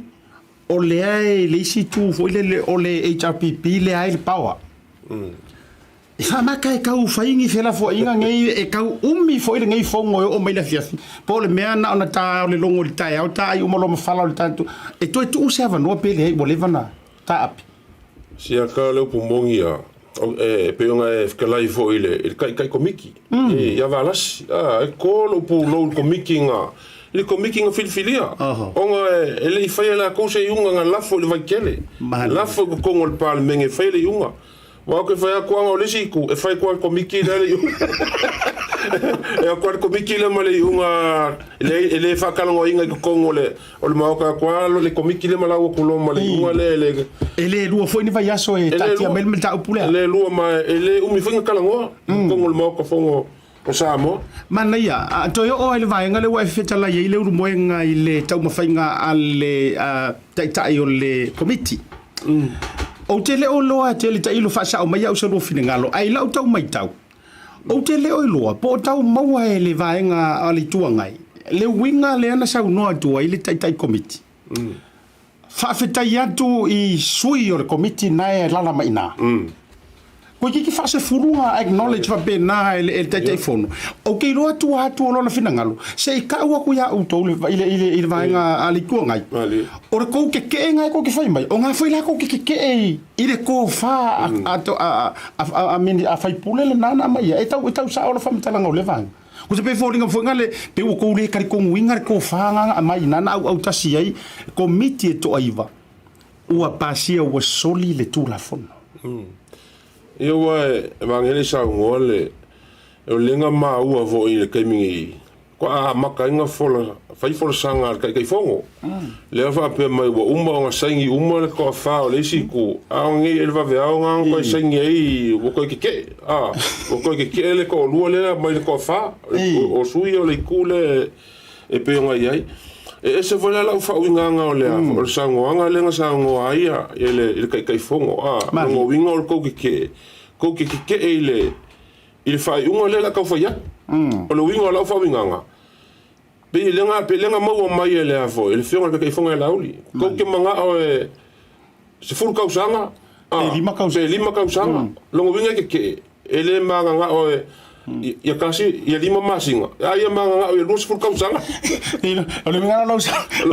nganga le po langa manga o le wodi e wal manga la fa winga nga ya o fu sa nganga la o li langa fai mai pe ke ele unga lenga o mai e la fol palmenge e fai el palmenge le unga ke o sa palmenge la iki que o saúde le la le vou tau mau pe ala sa e que o saúde para bem fa pe mai wala var kor masinga aunque lo me le man sa era worilla se a ver o cual es coinga o tau mau mai so le ese lo mate ya la ole que sa ele o tamana mo mana tu la sunga tai fo mai o la so fina ngalo le fa utanga le mo nga me se fo yo le committee mal fa to fa la inga ile non tau Se pia ke kau pia mai finga lo. Ole tu langa tau o ele. Ole faftai o mafai ona au mai lu mai ile afo ile vatele ile tofa sa ile sa ilinga muli la vole ole tofa sui malo palmin. Ya la sama fai ona velo aso ye I tono tu langa le. Ai ole o se Ava peo le se fulu to iva tangata le sa awa ye. Olo no winga ol matua ele ngata ina lo to fa sa tuina. Ele fa ngo fia fo ile le tulanga o se fai unga na fai ia mantua mai e silia tulu to tele na lo to laiti ana fa pia mai nei e fa pia ole eva tu fai unga ana ava tu tangata to lo pe to a tonu watau to tal fianga ye pizza ia a fai to se fulu tangata ye na ye ia ele o tangata e lava ma lo to le uto mal sofa ole sama fai ona ma wale le fai unga o tu ina mai ia ele fa pia foi lana mai fai unga e o non sa ma wale ole sa mai luma ona tal no ina le tono palmine ia ma sa ole sa fa ele fa pia lana fa ma ole sa a tono ole committee sa la to fa ai lua ina tu langa o solia tu la fono al tu langa e o pasia ina ma fa maunia ia le sa fa e palmine a to ele fa pia na committee na fa tu langa le ma lo fa tai io e pe sa o sole lo fa tu mana tu fa tai de fa mana wala ngala na ila tau fasilina fila no se me sa o fasilia o lo to ya te o ila o mai tau ke lo anga lo fa moni lo wa ma fo no tatara no ina wa o fa pia sole ke fato sui ale pe fa fe kai ma ia le komiki ana lo fa moni fato fo ile to ina male ale sui fleta wa ka ko wer ko inga wala ngor ka wanga le au mai pene na le ngale so ko le lenga o male fa ko eselesi uma fa ko ese i foi aí ka va ko sa vali mas se le mole o le molta fono ko akuli fa pengei fo ngal fa tu le wingola tole ai la ka kai e kau li foi la no me o kau kai ngamali lele i runga la pe ala le wori ia le la sa o le mo o wori ia le la foi la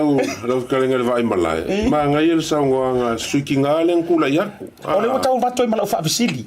ya le wa mai tonu le no tau lunga tuai o le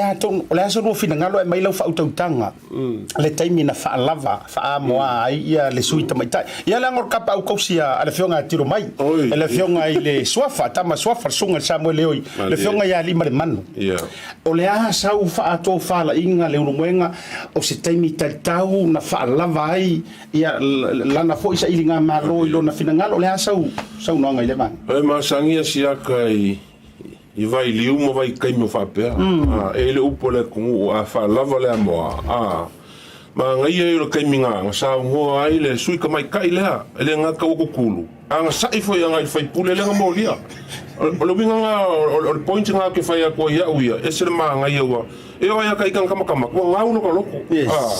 nga uno ko loko ile ma ngai o sa nga ari ma le mangu uma sai ali mongi o le ki sila mai o e fa ko o le kau fo o ma ala ke kau siku mai lunga ko ki ka fa me se kala ali mal mangu yai e o le ku kulu ile la ko fo ile pikola au pai ma uri pe nga sila fi ko kongo me fa pengei ia pe o le winga nga la kala fo ile le manga yo ke nga fa la vai ile ka mai kai o ile le fionga le ka mai kai fa pule ia ali mal mangu ia e wa ma alu ali al fa lolo pe nga yai wa ku al fa yunga ko nga yai pe o le menga ko e foi lo pulo ma nga yai le fefe foi le su ka mai kai le sa ngoi ko le moka mali mai lo finga ngalo ma kal pal mia ma ya lo fangia ya limongi ma ya patule pa su fa le aka ma su le pa o kula pa ole ka nga ka wa ngi wali le ko mali ele ngaka Samoa alla langi ako kele ngaluenga le lei wa futu ka ko wa ku Samoa kele ngaluenga fai le le RPP ma me va penga ele avea voila kele o ngaluenga le lei ma me la fa solo ako ko mo Samoa ma ko mo pal me ila ule kilo ka wa ngai lo le va ngofo o le va ka pui le wa ese le kule ngofo mai ai le wa la ko ngai le malo le ko le malo ngai fa kupu ngai fa kupu ngai fa kamali yo nga so le nga wolofa se taimi o ta pare fina ngalo o le fionga le tamaita ila fo mai ia wa o le lupe fa le fo il pa ia o ainga wa fo il matua ya tawili ia me se fo pa ia in Samuel oi ia me se fo le fio le tapa o le ala tawa ai ia fai pule o le tua ngai ia va engo leina na opiki mai ia la to fo fa to fa la inga la mo atu le sui o ana le fasto se o fa ngo mera fo ya nge o ka kaule loi po ko ngule ana le fionga ile to le aba le fionga ya ai ono tili e ia le va enga o le saunonga ale fionga ile fai pule sa ia ta uai le va enga le fapea na fato ese ai te u fai mai lan saunonga po le alava le tūlanga fo'i o le umi o sau tautua. Pe umi pe ke fai mai wa umi sau tautua ma le tūlanga o le a fo'i ni mea na e faia. A wai anga sala ua sori an tūlafon. Ma ngai ai o le inga ia. Sau ala ia koe si mai leo sau tala ngai i le fionga i le sunga Samuel leo i le fionga lima le manu. E iai leina fo'i na ia fao ngai na whapea. Po le a fo isa manto wa ngani atu le yasu e le suia i lava se finga ngalo le pale mene mar komiki o susue ma na ia yo tanga tai saule e papai mai ola mala malama ile au mainga au mai e fiu wala kimu e pa u ile sami ele mai ai ai le au wala e fai e kaukai e au ainga fi ai o sami o vaenga fa pena ma fa ina ai lo sunga te mai fo mai ia la so wa fina ngalo le taimina fa la vai foi ia me pena ma se so mana tu le tulanga man nei o sa unanga ale sunga foi le sofa Asiata ia foi ele o tele I maua le a foi le saunanga le fiunga ali manu ai a foi a fa pe sila foi ia o le whaingata na o le ala tau a sa tapa au atu iai ile tu malo ina ia maus ia le sa mau me na fanua ia le sa na fanua tau se malo ia pela tau o tu na se fa matsalanga foi le whaingata ono tu lo le swafa ono tenio le ala tau a tu foi lai si tu langa foi le I tu langa tau nafa o mai tsai Samoa o lea sa faatino le fionga ia liman manu le tulanga foi lea o ia o le tongisala lea sa sawa ilo la ilo le sa faalava ila moa o ia sa avea ma o lana sa unoanga wa avea ma tongisala ma o faatino ilo na ia nafa faatamai tsai Samoa ile tulanga le afoi tulanga peo na ia lele Peo na abatu sa forma talang una ele I maua le taimina fai ele sa unoanga fionga liman manu Ma lo fa lo sulan tama tai fo mai yo o te fa loina fo ile fa utanga le moenga no mata uma le sa o le ia ngai fo ma se fe au ni yaso na matua tapu ai tau manga o le fono ma nei ia e te loa le moenga ina ua vela fe sua ta inga ma feta I fa lo le manga ma fetongia I fa so yo tua o ile to fa ma le utanga o si ile tai na mo o mia lava na mo mia se pae ma se auli na mo mia e se fa lava se taunga tainga ma lie ma fa no fo file mo le si o le tai wo yai te lo le si vaenga na tawe tatia ia tu lo wa ba ne fo ila to lo mai mo ma fa fonga mo e le ofo le taimi fo ile nei o le fa pe mai o ye fast o ye tal pipi ma tu langa fa pena langa por kalame tanto te au tu mole no fo fel fani ma no fo le tatia ia tu langa na ye o angi se furu pasenge o ani tu langa na ye e le taulia fo ile na mai o le taimi le nei e lo ai le tautai asoleanga e sa o tala le mo e lo ai le fa to fa la inga le tina o I okay lo tu la ia li man le tu la I fa fai pule ele tu la I fo I sona tau o loa fa poto ni ini ona failonga na tu la I oritina o pisa kuangange o pisa o ko ai kuangange wale mosa kasi tu lo ilunga au ngani loa se mali lia mali lia maya langa o si ko upu ia maka wa na o ai fo ina toile au nga ko har ka fa file mu ngol tu langa le mana ia fo sia na ia ngani tamai tai pan mia le mana ia la tu la mana ia fo o ina no fo ile ma fa na fanna o le vaso o tanga o tina la vaia le na ia vala au ma apa ia e tamai tai pan mia fie me a rofa maya io e wi ha fa pe ele o se fa unga fi to tonu stangata to tas ai fa fetai o lea va ayatu o lea yai nisi ma faina tau mo wai fel fangi alo mo manero fa kai le ko fa vai mala sa ngo fo ia singa ka usala ngia fi voli kongol mo ka peonga yai ia o I o longa luka nga ke sila fia ele ko ngangi fo popo ele ko ngangi fo popo pa luka nga kai fale nga fo umia maliela Linga ia soma le la senga upu kongo le mauka fonga o Samoa. Ia o lea kako ki mai kaua kuia kungu mamao. Ia ale ngaka fo ileo sio kako kungu o Samoa. O in kako loa uma ia le ko fai pula ia malanga ia ko fa. Iko kongo le mauka fonga o Samoa. Ale peonga e sao ngoa ile sui fai pula le fionga ali malmangu. Ia ngai lo le lea ali malmangu no kaimi. Lo le lea ali malmangu no kaimi peonga o kalongo ako. Ele ngaka nga sainga ia ile nga afia ia ko ka kalo le pale mire la uva ia peka yang ia wa ka kala kula fong mali ka kala kula fong nga ia fa ngo fia ka yao mali Ma lo fa tele manga telo ona lo taimi la me se foi le tulanga ia io nga lo vai ko kai mi langor ko inga e lua kai i de fa langu ko kai foi fa ke disia ko ma ro ya nga pese me tula fa pena fa tele lo taimi a me se foi le sunga tamai telo ia telo anga ia e o so fa fo se la le fia fi o no ai fa tai ele anga o lua sua fa na musu be matu musu mai foi le anga ole ai mai se tato fa so ia mana tula ia se ia le matila e pei ona vitalai le urumoenga io se mai le ofe pupu ia ai tanto fatili mole ai la foatu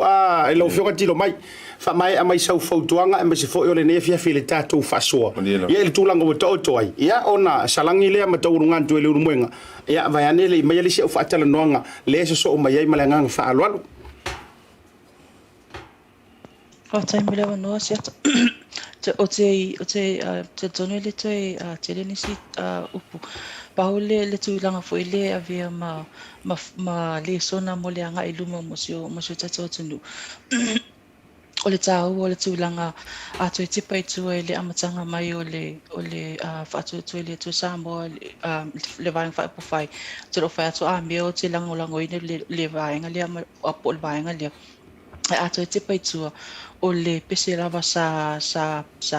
pese mai le whaatu tui le tu Samoa o le tūlanga o le the rule of law o le tāua ma le whaataua ina o le tūlanga whunu ono le tūlanga foi lea pe ona lusa ono le afiafi nei po a lava tūlanga a tauloa o suitai to tasi e lalo lava o le tūlanga whunu ma po le afu le umi o le tautua a se tasi tonu o le atunu e le avea le matulanga foi lea o le amai ina ia sili atu le tūlanga whunu at whaataua lava e le ai lava sisi o tātou e sili atu le tūlanga whunu a matulanga foi lea ina ia mawhai ona whai malu i tau i tātou tangata a masi tātou tangata o lalampapa au Samoa i le tāua o lona tiute foi lea i le ainga o sui o lato sui so fono ma lato sui faipule ina ia mawhai ona ia sao matonu ia tūlanga foi leo le whaatinonga o ananga luenga whaafai ma ia tutusa ia mio foi lea whaali i tuai pe atu i tuai nu i tua nu umafio anga ma whapena foi ona ma whai ona whaatino i tonu le palimeni awa a tupula tūlanga whaapea pe o mio o le tau loa ma le pulea e fesilingia e le atu nuu ia sui o le palimeni ma fesilingia ai ia inga lo ia le Maota fono pe fa amata oni tūlanga tonu ia ma tūlanga ia talafia ngai ma e fesilingia fo ila atu pe fa amata o le tangata tonu lea sa tauna latu filifili e tani palota pe o tūlanga na i upu fa peretani fo le ole accountability e taua e le foi i tangata nu ma tangata palota o le latu tiuti e mawhai fo ona latu fautua ina ma mawhai se whai unga i tuai nu mafio anga ina i ave se fautua anga ma se tua lalo i sui whai pule ina i mawhai ona in fai ona tangi e tonu o le Maota fono pe o nai mawhawhaunga ngai i le nea fiafi tu sai fo i male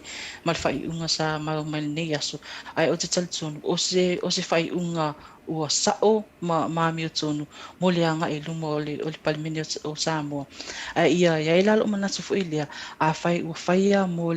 le situ lea ia tatau fo ila o i le fast ma le malo a fa apea fo ila ia inisi o fai pule ale fainga malo e ini tūlanga fa apea ia ave ai pia la le fai unga le ia tu sal fai unga e fai le situ ma le fai unga e fai a te ila tau lava ia awa a le tu sa foi ia ona toi mau foi la ia le onisi tūlanga foi le e te tupu le manai ai mo le atul ofa tele ile mo le avano le ne fiafi e se upu foi ma se whamatalanga o le tauta mali i lau whaafonga ia malu ave fali ia ai manu te leina fufuanga o le nea fiafi whaaftai tele mo le whaaloa lava alo fa tai fa ke ko la kau va fo ma ya le mo ngala fotu ya fa mai ala fo wa sa no ya le fionga tiro mai ya la fotu ete tani foi tau mo fa ma ta fil tatou ya tatou te le tu malo longa molisia u fa tal nonga ma nga fa alo ya kaunga o pipi le mo wa ko pe nga va ku le ma sa ele fionga le kausala ngi fiafi sa mo e lausila mai mo mai lungo ngalu mo pe o le ngi fiafi o le upu mongi ia kau kingo le ngi fiafi wa sa o ma fa ma ongi le fa unga o yai ele mo ngi a mo ka yao ai mongi sa nganga kausala ia ku kusa umala a fia fo ngi fai pula le fast o i alo kula fongo le ia alu li ala kasi o mai kalangoa fo ngi fiafi sa mo la usila mai mo mai ia o le fo se upu ka ula ulu lo ko sila ma lo ko fa fonga le fionga le kausala mo so vai nga ia ave ngu le ai nga ia ila au lua nga ko ku ia anga ku oio ku masanga sa faka maanga o le mai ma le usi pa le mengo sa mo ma se ka ko ku ia mai le lofa ai usi le fa fangi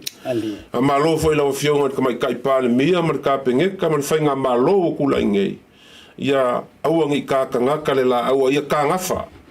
wa se manguia o sa moama au luma ku planga lo fa ia wa le me kongu ngang kilo fainga malo e uma ko ka ko kai mi ka ko o ka ko ia fa ifo ku planga o le fainga o fie o solo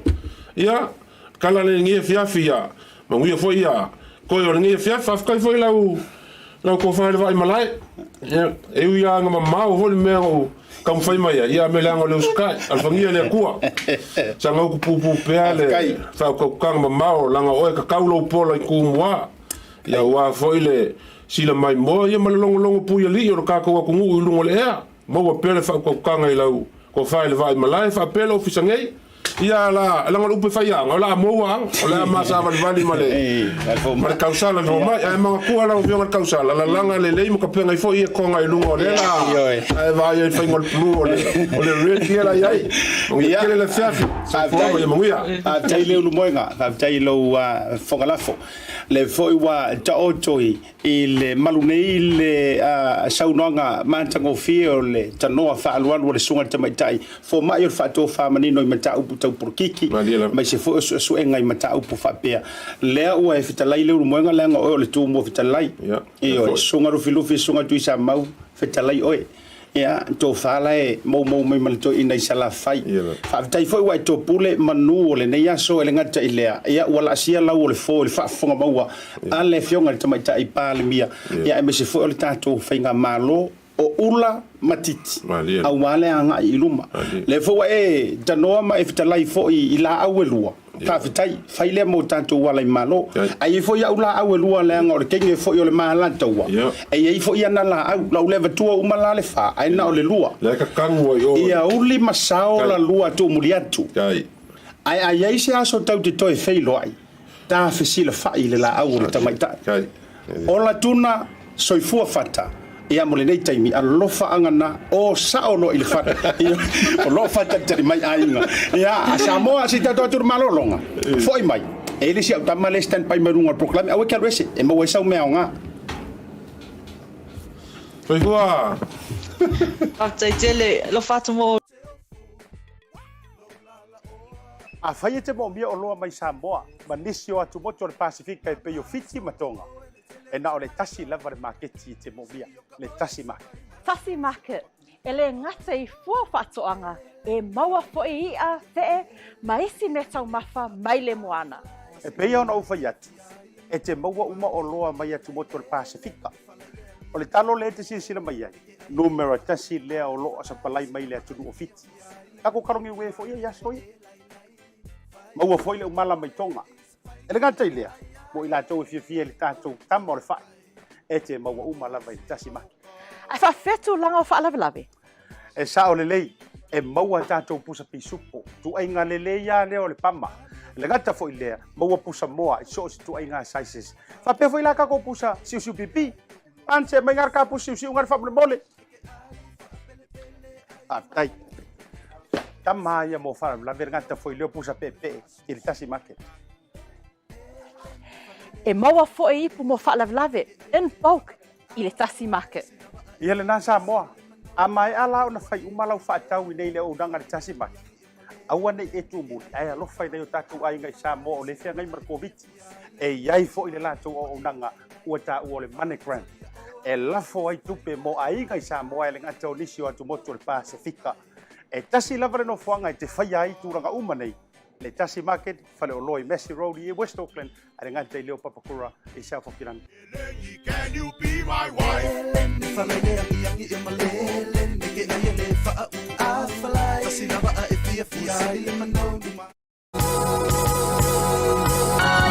O le tautua ma le auaunanga o le Maota Samoa Service Station nei tuanai matu. Mātou te utuina lau sā ma le tele o nisi matu auaunanga ese. Ai le ngata fo I lea, mātou te siakiina fo I lau tāwale. Mātou te sapalaia fo I swau mo lau tāwale. A whai fo I o vai pa o lau sā, a wala te popole. Mātou te sapalaia fo I ea mo lau tāwale. Mo lau nofo silafia, mua, Taupea lau tāwale pe autu. Lua, Taupea lau telefoni I le taimi e utu ina I lau tāwale. Mana tua foi. Toi whawhero ea tu Samoa I lau whawhorabau le vanga fo'i o lea fiafi le toi taliu mai o le te whauina o le proklame. Ea o le ua mauantu le sā o le sunga le tamaitai fo mai o le whaatou whamanino. Tūlanga sosoenga tau porkiki, political science, ea Dr. Christina Lala ai. Ea ngata fo'i lea o le taringa ia le uru moenga. Po le tō whai a vai ma le malo yopu. Lea sa ma tōrua tu fo'i li tātou studio. Ea wa fo'i le tau mati no finangalo ma le tua. Ea o le hau ta oto I pāanga, la o ta oto lava le whai unga ia. Ioi. Le o iei fo'i se tūlanga fo'i le po o hawhea. O la o wha moe le toa. E ui ua pasia ia le awililinga ma le sosoenga komiti ua solia le ia tūla fono ia meonga tau o loa. Ia ma winga fo ile le ta ule leia o le tangata I tutono le parliament ia la fo ila utu antu ia po o afea ia le lope masinga pe rua masinga pe koru pe ongo ia po sa fo o tau mamante le moenga ia o le paia inga antu po se fulu tau sanga o yo lea ia o te fia fa ilo antu ile nei vanga o le fiafi ia o le ua pale mai le sa se lua ia o nai o uso tu lo sofa le fio ngali tole foa ia ngata fo ile o le sunga ia Victor io o kamalaya e le o mai lai me fa porkiki o kamaya o leo mai saoa mo lo so I fu maloloina awa fo ile tape na tu le tanto tui ma tuinga le tanto fialo fani Samoa le ai lo mai le aso tone nei fatalo fatu lo va se lua la fionga to la foa ia la fionga le taulangi por fionga il fascina ia be se fo ile sunga ia Victor ele nei vanga o le fiafi la fa lo ia va tawai ia e fatalo fa felo ia tu I la sunga fo le vai malai por la sunga fo lo tu il fo il tato por calame le tu la sunga sia ia e fatalo fa tu fo ile le ofisa ala leo o le BluTV ia por calame el Tautai A'e ia e fa popo toi ma se fatalo fa lo ia ile pa ia mawalungo Samoa lo fa pe ona mawo mai tato fa salonga so se tafa lava o le ke lope wa o tele malo lo si fo yo ngalu o tato so ta inga le tula malo so fo malo fo la ia tato foi fatalo foi langa leo le tato mate si le langi lo fio to le foa ia mo le fa bo Samoa ia le fio to le fo ko kele ia le fonga umi le tau si mai po to le fo so na lo le io o le na o le tau vai tu pe tau malulu le tule te pale mai ai tate le io mai le tule ia le la fa o la mai le mai kale se uso ia Victor fatalo fatu Victor te vai tu pe o se pi se tano le te tau mafuta mai le nei vanga o le fiafi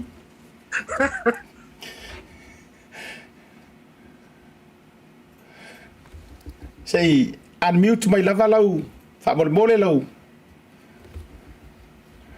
ia au te loala si taimi to e pale mai le sunga ia Victor ai a to le foa o e tau maru nu ba ngale pe kausao se tano le va mai ka marka mi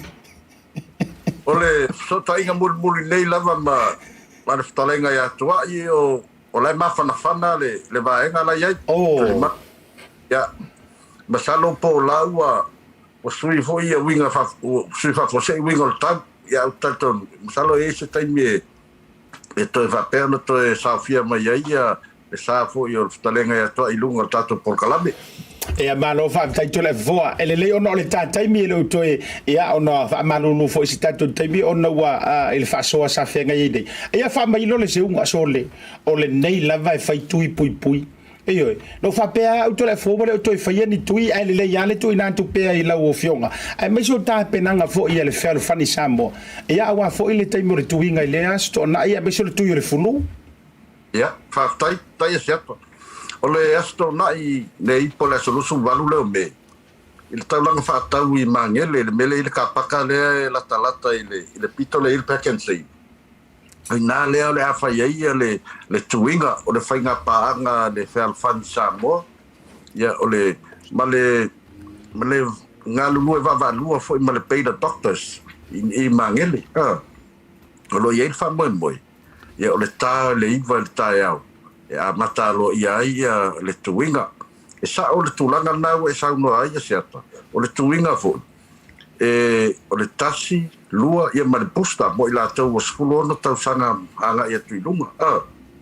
o le fama manga le pela doctors le wa mai le pe fo na bala mai ni sia mamalo la tunu o ila tau mala ve lima tau sa wa lima su lima tau sanga so fua anga ia tuilunga ia e fai fua la le tui le o le flu vaccination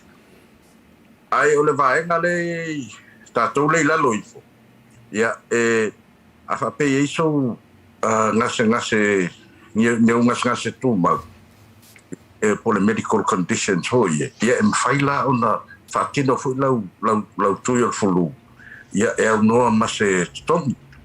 ai la to uma fu yo le ma to malo losia ia e ile fa tuanga le olo ia esta la au pe va ia le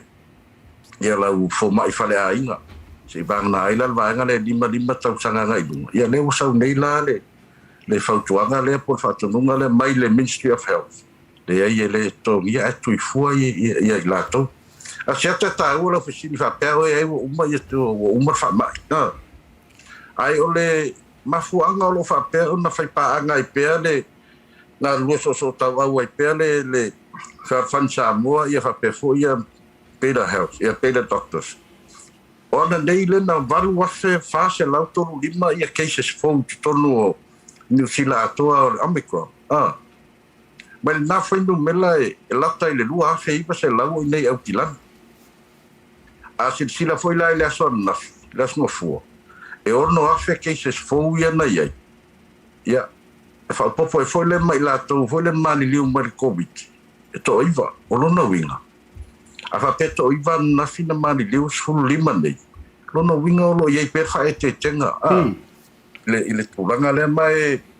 e o le tolu se lau lima sefulu mo tupu la tau lo ta fia ona o lo tinga ina mai fu ile nei lava fama e peila o le tulanga na o lo fata ua i pele fai peo tuinga mai e vala ua toi fo ilma manu o le tunu o le stona i nei ia e ui lava ina fa pe fai flea market i mangele town center ia o le ua tatala mai le ava no le council e fai ana fa nga ina ia le vaenga le o kapaka le mangele town center e fai ngo fia i ona nga ia tu ia mamalo le tunu fai la tu o la tau foi la sa e la tau na tu le tuinga sa fai ia mati ele ma fai na fatino ina ia la tu o na mantu foi sa mau la tu fa mai sa mau le covid e la le mandatory stand down period ia por le periota foi le fai ia na fai so tu tomasi la tau la na o le qualify la pa fa pe ele fai pe la tu ile tuinga le fai nei le sto na nei ia man le tu ele a tu la tu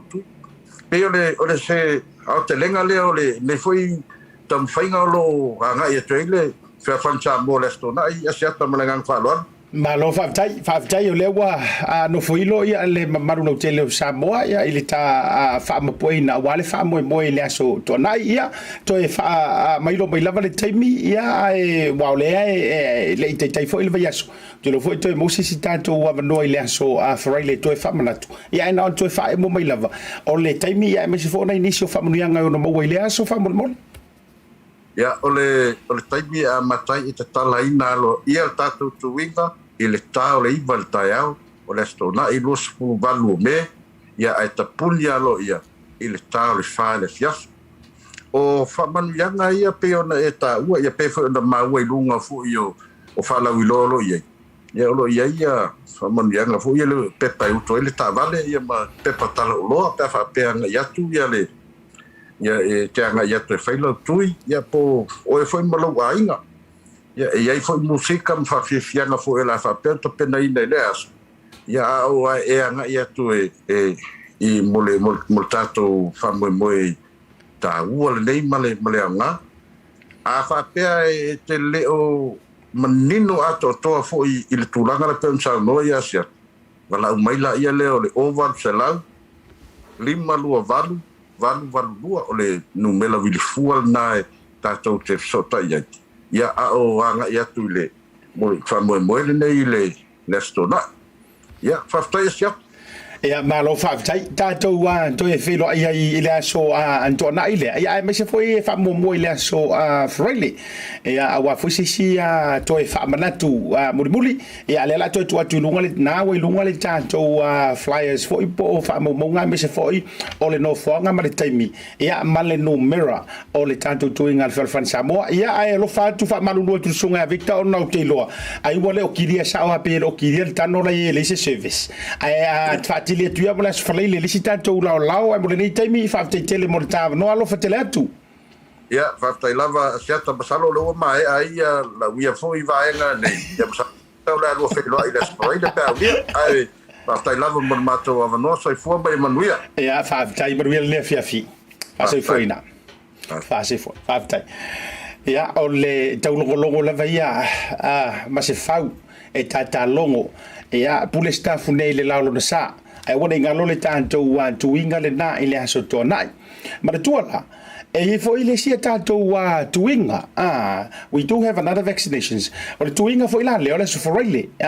le la tuina tu fo ilunga o le tātou screen sila mai ai o le tuinga la le a le vaenga o le tātou Pacifica Family Health ma le tātou le whataunui le tātou Pacifica Market e na ile no fonga le te le iva sul lima Browns Road e na manrewa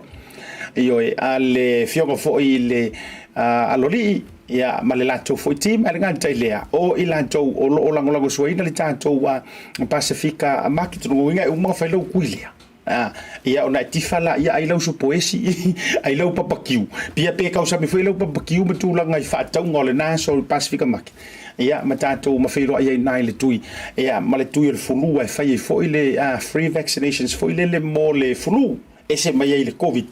ia ai mo ila tau lima tau sanga na ilungantu ia fa pe fo ila e fai ai o ele tonu a pisi fo ile naso ia fa tili le ile so tonai o na fo ia va noa ia wa fo itu langa e fa tau ina mese lava o le o te talala va mo le alu Samoa o le no tilo antu ile saunga o le o ai inga fo io o memo mia mo le tapenanga o la walu Samoa ka ki ia isia tunu o te rofo ole ai inga lava lea ai ile sauna e fatatia mai ai e matua mo mia le fai o mo tui lo winga po ela le kau ka penga la malanga ale le fe so tui ia to e mafau tasi po tala le pese vole la sei mafau kasi lo fi fer wai la nga e saule tato li potina le clearance na me taona e fai tele malanga mata te tele mai lava le tulanga fatou no full vaccinations e taona fai even le booster matulanga fa pena ia ma vatu se hard copy ele sa oilar ko inga me fu le fa inga e kango forward low o result anga te fonio le si ma fa nga te tausami i fale ina ele sa ola tamana you have to provide a hard copy no inga la tahua matua taua ai wa le wa tala mai tanto wa toa oi e to sa lo to i malanga ina ia na tua tu fa pena yo tafa ai pure lava o ia Loretta Lemi nga solonga to aiva yele ya me se fo to u malavale mafuta mai aro nai mai lata tala imanu male to tele lungo le tanto YouTube channel JJW me se fo ya la o le fiso Iyo ia a me se auto uma lava a melia fa moana alo fatele atu momole tu fa lo fa nga ile fionga ile a se wo fa pelpele il tama santo ala moangu tutia lo se dominico ia po le zonga ya Rosie atalo vato e me se foi le tau e vanga ia ala ngata ile auto uma lava le mafuta mai le poro kalame iyo a fa pe fo wale tau atu lo suafa songa ya forti lui ker ko lio talo fa la fionga ile ta fa fa ia siana papali ile mafuta mai nai New South Wales i Australia a lofa tele to tatu proclamena el nefiafi aso antao mo tatu so ta inga malsunga laule le mali toa ia minister fo yo a fato anga me se fo yo le telefono a wasi na tatu tala to mani so reporti a wilili mo le so tao le fiafi la foi fonga va tele se tala wole tauta mali Asiata fale malu mala unanga lo BluTV ma proclame Tautai A'e a lofa tele mo e manuia le fiafi o omi lo le share o le tanto proclame to e fafte atu mo famnia ngo le aso fa na o le o no vivai o le fito antolo usfur mariva fa manuia le tu ile le fiafi soifua O le tautua ma le au nanga o le Maota Samoa Service Station nei tō nei matu. Mātou te utuina lau sā ma le tele o nisi matu au nanga ese. Ai le ngata fo i lea, mātou te siakiina fo i lau tā vale. Mātou te sapalaia fo i swau mo lau tā vale. A whai fo i o vai pa o lau sā, a wala te popole. Mātou te sapalaia fo i ea mo lau tā vale. Mo lau nofo sila fia, mua, Taupea lau tā vale pe autu. Lua, Taupea lau telefoni i le taimi e utu ina i lau tā vale. Mana tua foi, e matua i whaasa ina le tau mawhatapa a ino foanga whape nei. Wa iai foi au nanga i lunga o le Pacific 40 e whaatau ina ai le talofa voucher.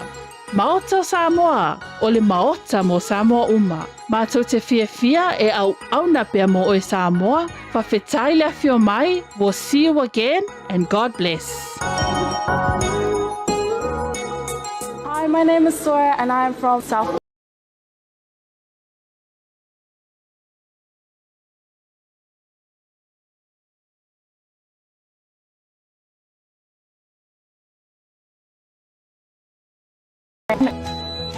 I came across OCA on Facebook and I saw that it was more hands-on. Now I'm here, gained a lot of knowledge, gained experience on tools. Something I was amazed about was the floor plan. Once you build and then you look back at the plan makes sense. So that's something I learned from OCA was how to read plans.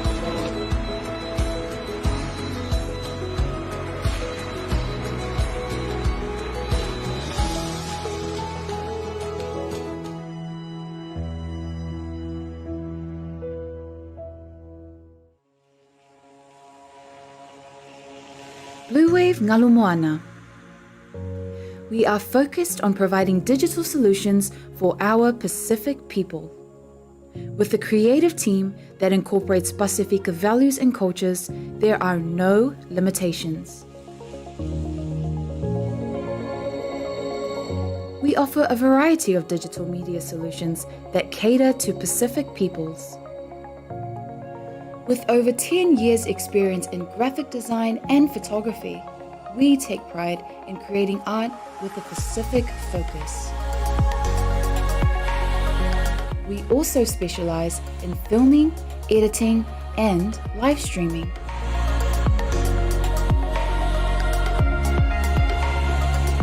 A digital media company serving our Pasifika families, Pasifika businesses, and Pasifika communities. Bluwave Ngalumoana. Live and breathe Pacific.